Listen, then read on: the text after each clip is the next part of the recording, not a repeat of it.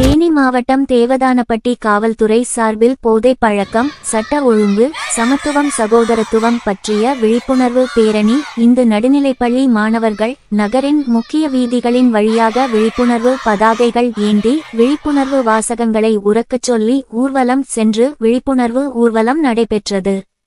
காவல் ஆய்வாளர் அபுதல்ஹா, சார்பு ஆய்வாளர்கள் வேல்மணிகண்டன், ஜான்செல்லத்துறை மற்றும் ஆசிரியர்கள் முன்னிலையில் மாணவர்கள் போதை பழக்கத்திற்கு எதிரான உறுதிமொழியினை எடுத்துக்கொண்டனர்.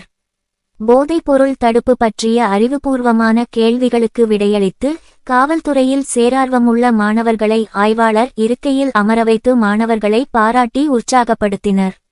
இதற்கான ஏற்பாடுகளை தேவதானப்பட்டி காவல்துறையினர் செய்து இருந்தனர். நியூ போலீஸ் எக்ஸ்பிரஸ் நியூஸ் செய்திக்காக முத்துப்பாண்டியன்.